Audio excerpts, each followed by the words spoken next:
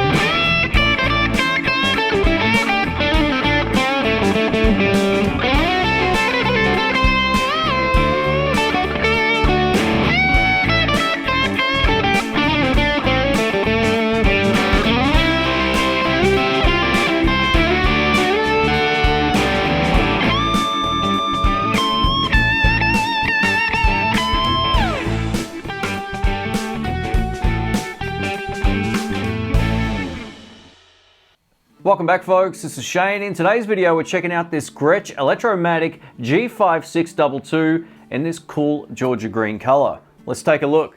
Here's the guitar up close. Now, my first impressions of this color is it looks absolutely stunning. This Georgia green is just really, really beautiful. It's got a sparkle in there as well, and I just think it looks really, really classy. Now, in terms of the tone of this guitar, the mojo comes from these blacktop Filtertron pickups. They sound great. We get two, and we can cycle through between neck, both pickups together, and bridge on its own. One of the things that sets this apart from a lot of other instruments is we get a master volume control over here. Now, this works independently to that of the neck and bridge volume controls. We also get a master tone control, so I think this is really good. That means if you're on a strange combination of, say, neck with the volume control down and bridge just down a little bit, but you want to keep that tone and turn it down or up, you can simply use the master volume control to do that. I think this is a really cool design. Now, in terms of the body material and the neck material, it's both maple, so it's not very heavy. It's not by any means the lightest guitar I've ever played, but it's nowhere near as heavy as some 335 style guitars I've picked up in the past, so it's pretty comfortable. Now, the fretboard material is called laurel. It's a wood that looks very, very similar, I guess, to that of rosewood. If I hadn't have looked it up, I probably wouldn't have known the difference. Another feature that looks really classy is the binding all the way from the headstock down the side of the fretboard along to the body. So yeah, I think this looks really, really beautiful. We also get some pearloid neoclassic thumbnail inlays, which I think look really good. I much prefer them over those really huge ones. Now, in terms of the tuners, we get 6 die-cast sealed tuners. Now, this neck shape is called a thin U, and it feels really nice in the hand. It is a lot thinner down here, as you can probably see, than up here. So it does get thicker and fatter up towards sort of like where the neck meets the body. Now, just in terms of its playability, you can get up to about the high G, somewhere around the 15th fret before it starts sort of getting a little bit too hard to play any higher thanks to the body shape here. So if you really like to shred right up to the end of the guitar, this might not be the perfect choice, but for most players, you should be fine. Firstly, a massive thank you to Sky Music for letting me borrow this. I really appreciate it. This is just on loan. It's not free or anything like that. I got to give it back.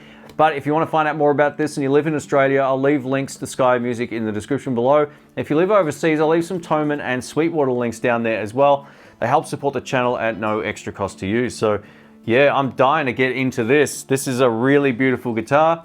Let's get into it. Let's kick it off with some clean tones. I'm plugged into my Marshall DSL 40CR on the clean channel. This is neck pickup with the volume all the way up.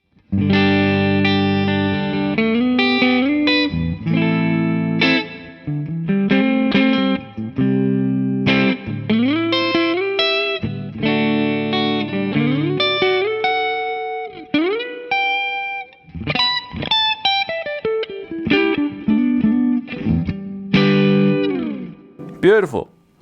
Over to both pickups.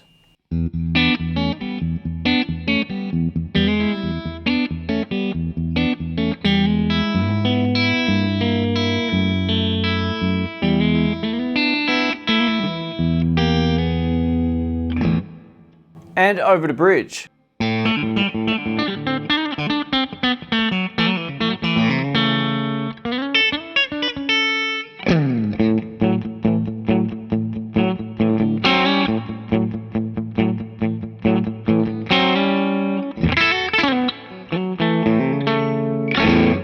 So that bridge pickup definitely has a whole lot of steeliness to it.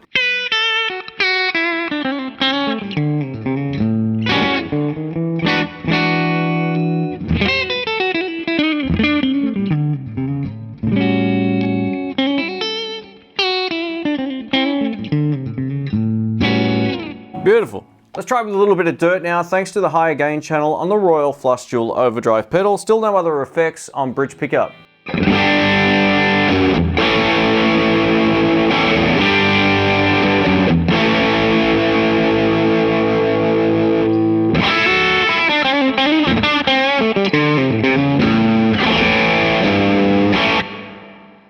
Over to both.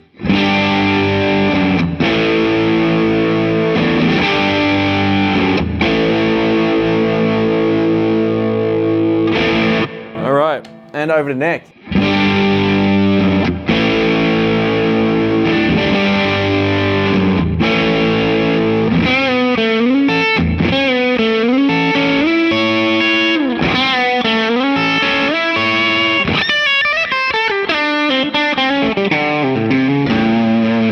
That bridge pickup has so much bite, especially with a bit of gain. Let's crank up the drive now and add a little bit of delay to the sound. Have a listen to this, but I'm going to start with my volume control, the master volume control, most of the way down anyway. Here we go.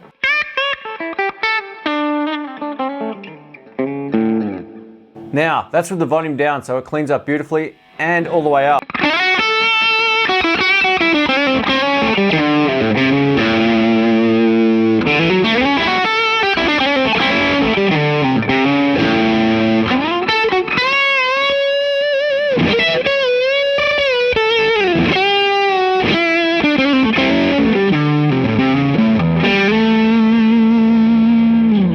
All right.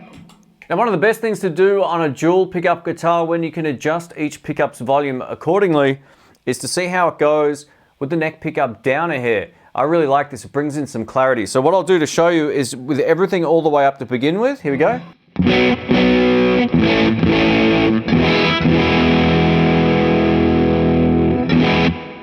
Sounds a little bit too woolly on the low end to my ear, so if we turn the neck pickup back a bit, have a listen to this.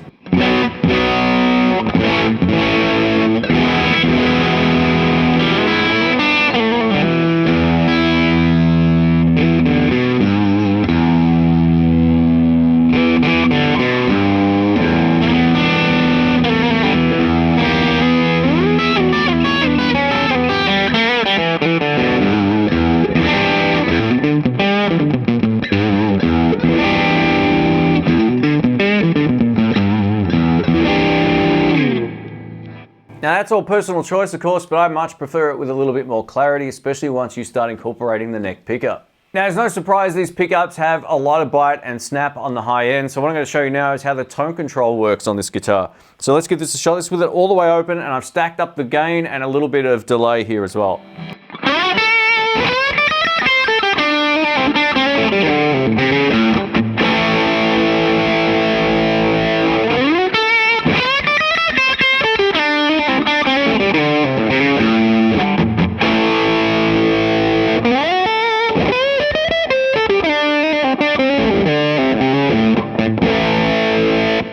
almost get that woman tone.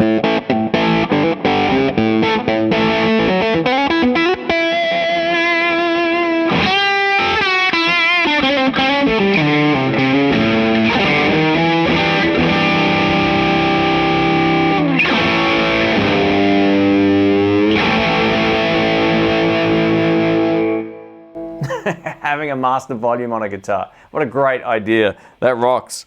Thanks for watching, folks. My name's Shane. I'll give you my thoughts about this guitar now. I've had a lot of requests for Gretsch guitars on the channel over the years, so I got a few coming up. So if you're not subscribed, please do so. I really appreciate that. If you want to find out about this, links will be in the description. So in terms of what my thoughts about this are, I think it sounded great, clean, and it also handled the gain really well. It's got a very different sound to what I'm used to. It's a real gnarly kind of tone. Now, some people might want to play sort of like more relaxed kind of styles with this, or some people might want to rock out. So it's very versatile in that regard, being that these blacktop pickups can really handle whatever you throw at them. I did find, however, though, that the neck pickup was a little bit muddy once you started adding a little bit of gain. I found it sounded better, especially on both pickups, with the neck down just slightly. Now, what I really love about this is the master volume control. I think that's just ingenious. I almost kind of wish it was near this. That's my only small critique, but I mean, visually it looks so balanced having it there. I get why they did that. I think just for functionality, I would almost prefer the master volume sort of up here than sort of having to reach down there for it. But that's just a real nitpicky thing, and you know, the design of this is iconic for a reason. So now, in terms of the tuning stability, it did catch me up a few times until the strings stretched in. When I shot this intro track, I had to keep tuning up between takes, so it could just be that it came straight out of the box, or it hasn't been played for probably 4 months because of what's going on around the world. But that said, it's a really nice guitar. I would rip the strings off this and restring it myself and make sure that it's going to hold tune. But I didn't hear any pinging or anything weird coming out of the nut, so that's cut really well. Now, overall, I think this would be a really good guitar for blues. You could get away with it for country stuff. You could get away with it for rock. You could get away with it for rockabilly. You could get away with this for just about anything. So I think it's a really nice looking guitar, and I even matched my light to the color of this. So yeah, visually, this is one of the nicest guitars I've seen in a while, and it's made in China as well. So yeah, really cool. I really dig it. So a massive thank you again to Sky Music. Links will be below if you want to check this out in your part of the world. Thanks again. Catch you soon. See ya.